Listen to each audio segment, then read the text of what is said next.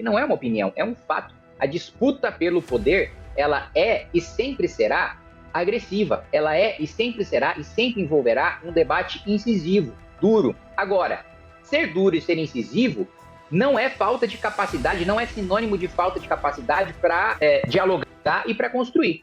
Nosso primeiro convidado é o deputado Kim Kataguiri, do Missão, e comigo, aqui nessa missão, inclusive, está o jornalista Marco Antônio Sabino. Sabino, boa tarde, bem-vindo por aqui ao Tarde Band News. Boa tarde, Paula, obrigado, um prazer. Boa tarde, deputado, obrigada por participar com a gente. Boa tarde, deputado. Boa tarde, Sabino, Paula, um prazer participar. A gente já pode chamá-lo de candidato, porque a gente sabe que o senhor é pré-candidato, mas disse que ainda vai tomar oficialmente essa decisão. Já tomou essa decisão oficialmente? O que está pesando para o senhor realmente ser candidato ao governo do estado de São Paulo? Bom, eu, coincidentemente, né, no dia dessa entrevista, hoje à noite deve ter uma reunião do partido para a gente bater o martelo. Mas, de todo modo, o anúncio deve ser feito no dia 20, nesse sábado, né, já marcado aí um evento na Liberdade, no Bunkiô, às 15 horas. E coisas que pesam, né, em relação à decisão de disputar ou não o governo do Estado. Né? Primeiro, qual seria o impacto para a nossa chapa de deputados federais, né, do Missão? Essa é a nossa primeira eleição. Existe aí o desafio de bater a cláusula de barreira. Naturalmente, em eu não sendo candidato a deputado federal, isso retira votos da chapa, mas, por outro lado do cálculo, sendo candidato a governador, falando sobre o partido, inclusive, no primeiro e mais importante debate, que é o debate da Band, falando sobre o nome do partido, as propostas do partido, sobre o candidato à presidência da República, sobre a minha própria candidatura e propostas para o governo do Estado e também sobre a chapa de deputado federal e estadual, isso pode compensar, em parte, né, a minha não disputa aí para a Câmara dos Deputados. A gente realmente acreditar de um excelente espírito do tempo para o Partido Missão nessas eleições, dado o crescimento exponencial aí da candidatura do Renan Santos à presidência da República. Candidato, eu não posso deixar de começar essa sabatina perguntando ao senhor sobre aquele que é o assunto que domina hoje a preocupação da população, a questão da segurança pública. Que planos o senhor tem para a segurança pública e, especificamente, como é que seria o combate do governo do Estado numa eventual gestão sua contra o crime organizado? Bom, o combate ao crime organizado hoje é a principal pauta do Partido Missão e seria uma das minhas principais bandeiras aí na candidatura ao governo do Estado. Né? Primeiro, acredito que nunca houve tanta sensação de insegurança no Estado de São Paulo e no Brasil como agora. Recentemente, eu aprovei um projeto de lei na Câmara dos Deputados, que já foi sancionado, já é lei hoje, de aumento de pena de furto, roubo e receptação. Então, o meu compromisso com a pauta e minha capacidade de entrega de resultado na pauta, eu comprovo com o meu próprio trabalho aqui dentro da Câmara. Ontem mesmo aprovei a urgência de um projeto que interrompe a prescrição no caso de fuga de condenado, né, que é uma coisa impensável, parece uma obviedade, né? Se uma pessoa foge, o Estado deveria ter o direito de encontrá-la e puni-la a qualquer tempo. Hoje não. Hoje um presidiário sai da cadeia e se ele escapa por tempo suficiente, dependendo do crime que cometeu, evidentemente, o Estado perde o poder de puni-lo. Ou seja, ele fica solto para sempre e mesmo se ele se apresentar, falar, olha, fui eu que fugi da cadeia, cometi aquele crime, como o crime prescreveu, ele não pode mais ser punido. Em relação ao governo do Estado de São Paulo, eu acho, primeiro, que é preciso fazer uma integração de câmeras com inteligência artificial por todo o Estado. Porque hoje nós temos lista em que as câmeras reconhecem placas de carros e de motos que são frias, ou que foram roubados, ou que foram furtados, mas isso não é o suficiente para combater o principal crime, né, que nos atinge hoje no Estado de São Paulo, que é o roubo. Né? A gente precisa ter a identificação do rosto do sujeito. A experiência que nós temos na cidade de São Paulo com o Smart Sampa e que outras cidades também adotaram ali, que é o caso de São Caetano, o caso de Indaiatuba, foi muito bem sucedida, né, do uso da inteligência artificial para fazer o reconhecimento facial, e eu acredito também que deva haver uma integração do sistema de segurança, da Secretaria de Segurança Pública de São Paulo com o sistema Córtex, também do Ministério da Justiça, para que todas as lideranças do crime organizado que já estejam com mandado de prisão expedido não consigam mais nem entrar e nem sair do Estado de São Paulo. Porque, como a gente tem algumas cidades que possuem esse sistema e outras que não possuem, os criminosos, basicamente, eles saem das cidades que possuem, para não serem pegos, para não serem presos, e vão para as que não possuem. Se a gente tiver isso em todo o Estado, eles vão ser obrigados a sair do Estado, os foragidos dificilmente vão conseguir permanecer no Estado nessa situação. Um outro ponto que eu acho importante também ter a colaboração dos municípios. E eu acho que a gente poderia, na parte de distribuição discricionária do ICMS, enviar mais recursos para cidades que tiverem os melhores, a melhor melhoria nos indicadores, né? Então, os municípios, a gente sabe hoje, já foi reconhecido pelo Supremo Tribunal Federal e pelo Congresso Nacional, que existe também a competência dos municípios em relação à segurança por meio das guardas municipais, que são polícias, na realidade, polícias municipais, e fazer uma premiação, né, e um incentivo para que as cidades que trouxerem os melhores indicadores, aquelas que tiverem o maior aumento naquele indicador, então, se a cidade está numa situação de calamidade, tem uma melhora, ela recebe um reforço para fazer um investimento em segurança pública. Se a segurança pública daquela cidade já é boa, a gente não vai premiá-la por já estar numa boa situação, mas se ela melhorar ainda mais a situação daquela cidade por meio do repasse acionário do ICMS, porque, e eu vejo isso aqui principalmente da perspectiva federal, mas que se reflete também no Estado,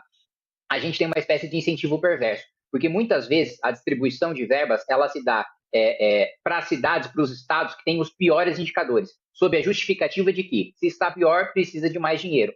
Qual que é a consequência histórica que a gente tem há mais de 80 anos, essa, entre aspas, combate às desigualdades regionais? Os estados pobres, continuaram com péssimos indicadores, e a gente criou um incentivo perverso de quanto pior for o gestor, mais recurso ele recebe. Então, eu adicionaria aí um último ponto, da gente impedir completamente que aconteça no Estado de São Paulo o que aconteceu no Rio de Janeiro, que haja domínio de territórios.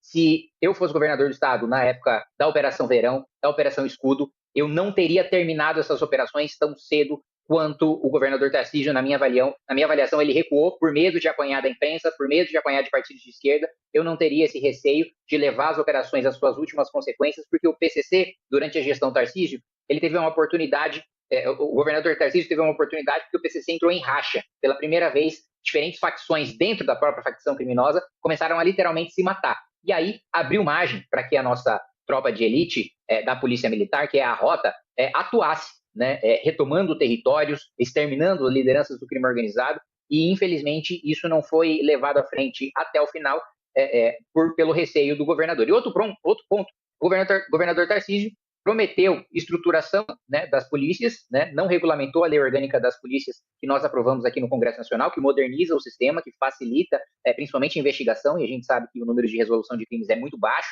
no Estado de São Paulo e no Brasil de maneira geral. Não deu o reajuste salarial que prometeu. Polícia de São Paulo, o Estado de São Paulo paga o salário de polícias militares de outros estados por causa do nosso pacto federativo, mas a nossa própria polícia tem uma remuneração muito baixa comparada com outras, ao mesmo tempo os equipamentos.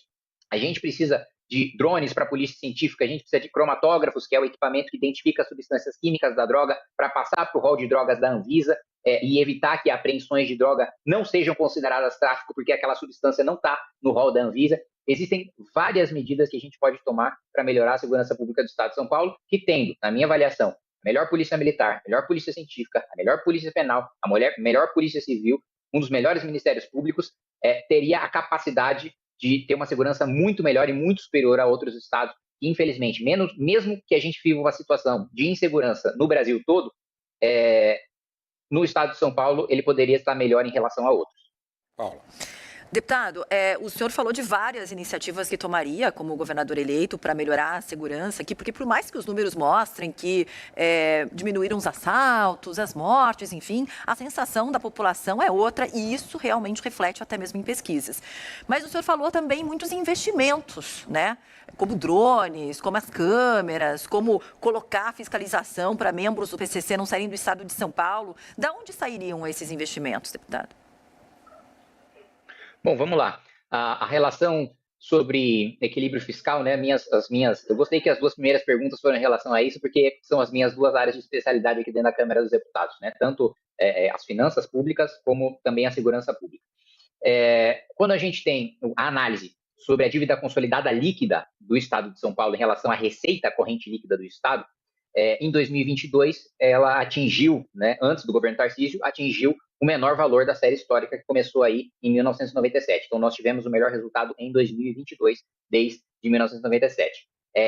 Essa relação, que era de 1,15, né, em 2022, passou para 1,24 em 2025. Então, houve uma deterioração das contas públicas no Estado de São Paulo, mesmo que o Congresso Nacional tenha aprovado, e eu até votei contrário, porque considerei benéfico demais para os estados no sentido de incentivar os maus pagadores e os maus governadores e desincentivar os bons governadores, mas houve uma benesse aprovada de renegociação de dívidas pelo Congresso Nacional e que daria todas as condições para o Estado de São Paulo melhorar a sua situação. A gente sabe que a situação fiscal de São Paulo é uma situação historicamente razoável em relação a outros estados, nada extraordinário, nunca foi durante gestões tucanas, continuou não sendo durante a gestão Tarcísio, que até piorou essa relação da dívida consolidada líquida, mas a gente teria a oportunidade de abrir espaço fiscal, né, tanto em relação ao regime de servidores, regime próprio de previdência dentro do estado de São Paulo,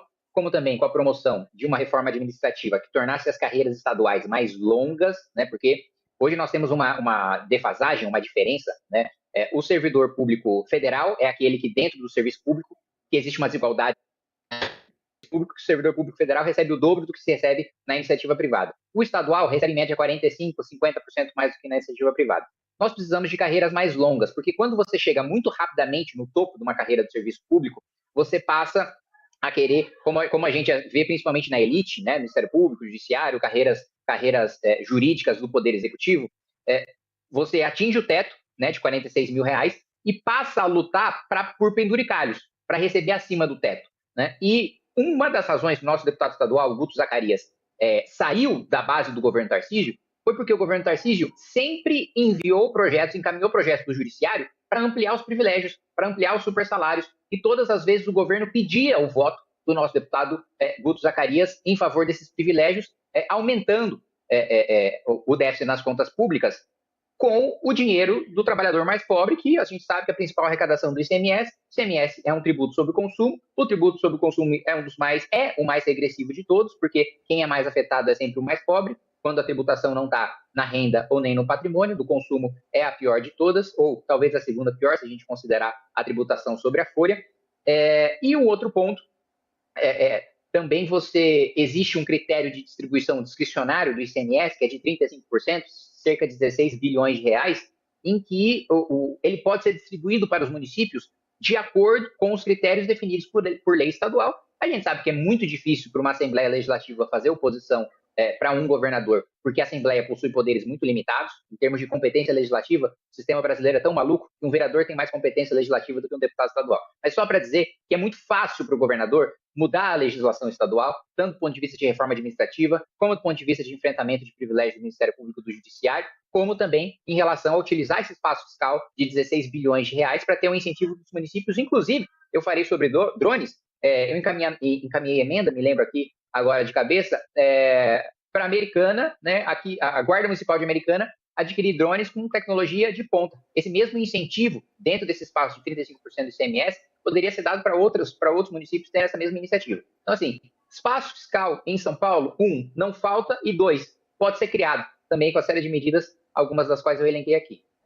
Deputado, para manter o Estado saudável, o senhor cortaria gastos? Onde o senhor cortaria? Não, como eu coloquei para você. Primeiro ponto é a reforma administrativa, né? Se você deixa a carreira mais longa, isso significa que a carreira inicia com um salário menor e você demora mais para chegar no topo da carreira, porque quando a gente vê, é óbvio que existem exceções, tá? Mas boa parte das carreiras do serviço público estadual, elas tem uma progressão, né, muito mais rápida do que se vê na iniciativa privada, e com um salário, como eu coloquei para você, 45% a 50% superior. Então, eu faria uma reforma administrativa compatibilizando o salário das carreiras públicas com o que se vê no paralelo na iniciativa privada, né? Mesmo porque existe também um outro fenômeno, né, no Brasil, que enquanto nos países desenvolvidos você vê as mentes mais brilhantes, né, indo buscar inovação dentro da iniciativa privada, indo buscar carreiras na iniciativa privada, e por outro lado, quem vai para o serviço público é quem tem vocação para exercer aquela função, né? É quem quer exercer aquela função, é porque o seu sonho é exercer aquele serviço público. No Brasil, não. A gente leva várias mentes com potencial muito grande de crescimento na iniciativa privada para o setor público, e não porque elas amam aquela função do setor público, mas porque elas amam o salário e a estabilidade daquela função. Então, a compatibilização com os salários da iniciativa privada, primeiro abriria espaço fiscal e depois melhoraria a eficiência do serviço público a partir do momento que ela tem um salário compatível com o da iniciativa privada e só vai para o setor público aquele que, de fato, tem a vocação para ir. Óbvio que isso não é absoluto, óbvio que isso tem exceções, mas o princípio geral é esse. Do outro lado, reforma previdenciária também no regime próprio que nós temos no estado de São Paulo, que é incompatível com, por exemplo, o INSS, né, uma aposentadoria comum, em que se trabalha mais para receber menos, e é injusto, do ponto de vista orçamentário, né, e mesmo do ponto de vista de justiça, no conceito geral, né, o trabalhador da iniciativa privada ser mais pobre, não ter estabilidade e ter que trabalhar mais tempo para receber menos, quando, do lado de vista do regime próprio, nós não temos, primeiro, o equilíbrio atuarial, né? Então, a contribuição, porque vamos lembrar, né, o benefício previdenciário é um benefício com contrapartida, né? Então, o trabalhador deve contribuir, né, durante a sua vida laboral para depois receber o fruto daquela contribuição. O desequilíbrio que a gente tem hoje a contribuição que é dada é incompatível com o benefício que é concedido depois. O benefício acaba ficando mais caro do que a prestação que foi dada durante aquela vida no serviço público. Então, a minha avaliação também abriria espaço por meio da reforma previdenciária e, por fim, reforçando também, barrando todos os projetos e revogando os já aprovados em relação a penduricalhos, privilégios, indenizações indevidas para o Ministério Público, para a Defensoria Pública, para o Judiciário, Tribunal de Justiça de São Paulo, e para os procuradores também do Estado, para as carreiras jurídicas do Estado. Agora, deputado, tem um outro problema muito grave e o Estado de São Paulo está no topo dessa lista, que é a violência contra a mulher. Eu me lembro que há 4 anos nós fizemos sabatina com os pré-candidatos, Sabino também estava comigo naquela oportunidade, aos pré-candidatos do governo de São Paulo. Eu tive a oportunidade, inclusive, de representar a Band News TV e fazer pergunta aos candidatos no debate aqui na Band. Muito foi prometido. Na prática, pouquíssimo foi feito. O Estado de São Paulo continua liderando, aí quando a gente fala principalmente em números de feminicídio, são poucas delegacias da mulher, poucas principalmente que são 24 horas. Quais as suas propostas nesse sentido? Você está correta, né? Quando a gente vê a propaganda do governo do Estado em relação a números de segurança pública, eles anunciam todos menos o de feminicídio, que é justamente naquele em que você teve a piora nos indicadores e não só na sensação, né? A gente vê cada vez mais notícias de feminicídio acontecendo, não só de feminicídio. Eu me lembro de um caso muito, eu vou dizer emblemático para não falar uma palavra que o horário não permite, mas do sujeito que cometeu a atrocidade, né, de atropelar a mulher, depois amarrá-la no carro e sair arrastando ela no asfalto. É uma cena bastante chocante. A minha avaliação, e me permita fugir um pouquinho da discussão do governo do Estado nesse sentido, nós precisaríamos até de uma nova Constituição para que fosse permitido que esse sujeito ou ficasse preso para o resto da vida ou fosse condenado à morte. Para mim, ou uma ou outra dessa pena seria dada por uma pessoa que a prisão, né, temporária, né, ela parte de um pressuposto de que aquele sujeito é capaz de se recuperar e voltar para o convívio social. Um homem que faz uma coisa dessas não é capaz de se recuperar, não está em condições de conviver na sociedade, né? A pena tem a função de punir, tem a função de afastar da sociedade e tem a função, para aqueles que possuem capacidade para isso, de ressocializar. Nesse caso, na minha avaliação, não há ressocialização. Mas, vindo aqui para o governo do Estado, eu acredito que existem iniciativas de municípios que podem ser replicadas. Inclusive, aliás, eu lia o livro que vocês fizeram do Band Cidades, né, com a análise de indicadores e com a premiação que é promovida por vocês, e um dos aspectos interessantes que alguns municípios adotam uma das funções das guardas municipais já é fazer a patrulha Maria da Penha, né? Eu acredito que falta efetivo para fazer essa patrulha, porque o tempo de resposta hoje não é satisfatório. Muitas vezes, quando chega a força policial, já é tarde demais, né? Ou a mulher já morreu, ou já sofreu um crime sexual, ou já foi torturada, né? E a gente quer, mais do que punir um crime capaz de cometer uma atrocidade dessa, nós queremos impedir que o crime aconteça, ou ao menos, né, interromper a execução o mais rápido possível. E hoje existe, e esse é mais um projeto que eu trabalho aqui dentro da Câmara, existe uma limitação para quantos guardas municipais os municípios podem contratar de acordo com a sua população. E eu conversava isso com o secretário de Segurança do município de São Caetano. São Caetano, por exemplo, quer contratar mais guardas, tem capacidade financeira e orçamentária para isso, mas não pode por vedação legal. E isso é uma vedação por parte do governo federal. Então, a minha avaliação, existem boas iniciativas nos municípios que podem ser estadualizadas em relação a botão do pânico, em relação à Patrulha Maria da Penha. A regulamentação da lei orgânica das polícias também daria mais flexibilidade para a gente organizar o efetivo da Polícia Civil em relação a delegacias especializadas, como a Delegacia da Mulher, com a fusão de carreiras que foi promovida em lei federal e, infelizmente, não está sendo regulamentada no âmbito estadual. E, ao mesmo tempo, eu acredito que iniciativas como você ter ali botão de pânico no ônibus, né, num lugar em que você, geralmente as mulheres ficam mais vulneráveis, né, em locais mais... E eu também sou um dos adeptos, né, da teoria das janelas quebradas digamos assim, um curioso em relação ao estudo da economia do crime de Gary Becker, de entender também que existe um papel de zeladoria dentro da segurança pública, de que o criminoso ele é como um rato, ele gosta de lugar sem iluminação, sujo e vazio. Então, o máximo que a gente puder dar vida para os locais públicos, o máximo que a gente puder, e entra nesse sentido, programas de habitação, programas de zeladoria urbana, programas de iluminação pública, tudo isso é integrado para a gente impedir os crimes especialmente cometidos contra as mulheres, que são aqueles que nós temos os piores indicadores, mas isso melhora a segurança pública de maneira geral. E só para fechar, aproveitando o gancho de segurança pública e de necessidade de projetos aqui no âmbito do Congresso Nacional, o governo do Estado de São Paulo é um dos governos menos atuantes no Congresso Nacional, porque existem várias matérias, né, que são de interesse do Estado, e em relação à segurança pública, por exemplo, que o governo não tem competência, o governo do Estado não tem competência para legislar sobre. Só que os outros governadores frequentemente mobilizam as suas bancadas estaduais para aprovar projetos de seu interesse. São Paulo não. São Paulo existe um vazio de articulação política em Brasília e nós somos a maior bancada, nós somos em 70 deputados. E existem matérias de interesse do Estado que, da mesma maneira que eu voto, o PSOL vota, o PT vota e o PL vota, em razão do interesse do Estado. E eu vejo isso em muitas votações orçamentárias. Mas só para puxar um gancho em relação à segurança pública, também existem questões, como, por exemplo, de apoio de estruturação de delegacias especializadas, que passam por legislação federal e a articulação do governo do Estado. E isso não vem do governo Tarcísio, isso já vem dos vários governos tucanos também, é pífia aqui dentro do Congresso Nacional. Deputado, o senhor uma vez disse que política é guerra. O senhor acha mesmo isso? O senhor continua com esse pensamento?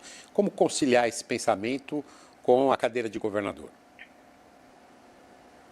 Bom, quem disse isso não fui eu, foi Winston Churchill, né? Eu estava repetindo a frase dele de que a política é como a guerra, né? Não menos excitante, não menos violenta, mas é uma guerra em que você pode morrer várias vezes. Essa foi mais ou menos a frase. E que de fato é, né? A guerra, a política, ela veio para substituir a guerra, não à toa. Como se chama o período eleitoral? Campanha. Campanha vem de guerra, né? De campanha vem das conquistas de territórios. Então, assim, a natureza da disputa pelo poder, ela é uma natureza que, antes da política, ela era violenta. Não deixou de ser uma guerra, apesar de uma guerra civilizada, a partir do momento da existência da política.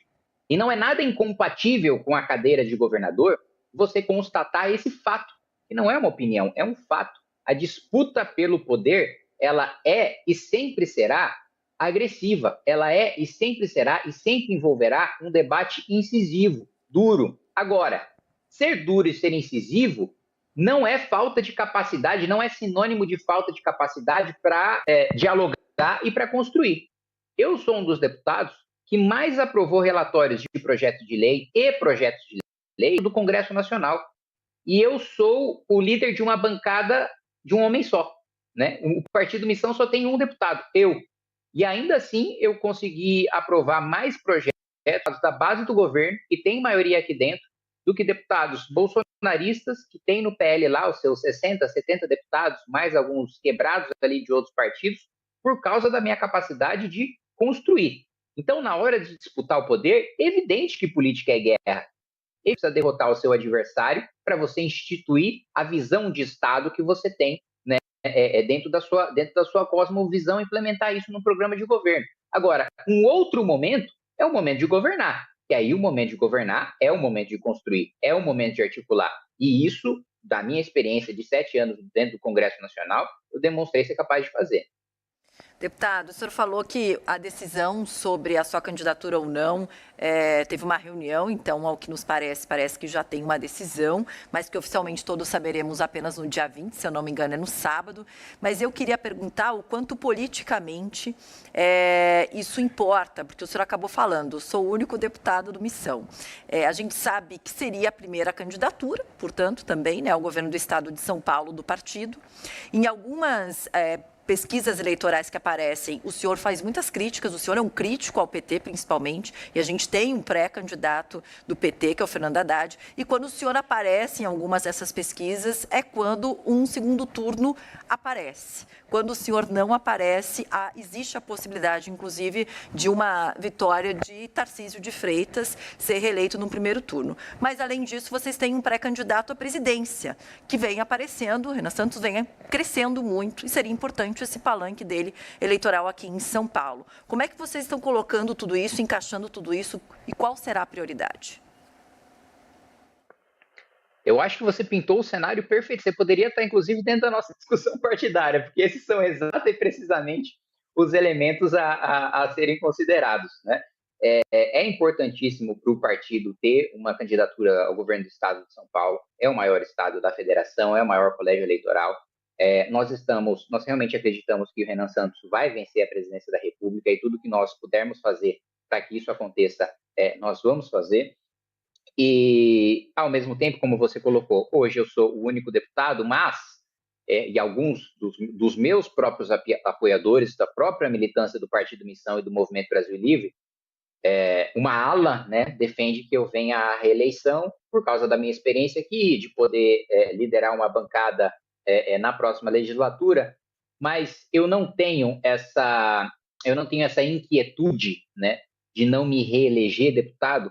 Primeiro porque eu sei, e eu tenho rodado o Brasil, que nós temos chapas com pré-candidatos a deputado federal muito competentes e que vão vencer, e que não vão deixar nada a desejar em relação à minha atuação aqui em Brasília. Alguns deles, inclusive, não tenho a menor dúvida de que serão bem melhores do que eu aqui dentro do Congresso Nacional.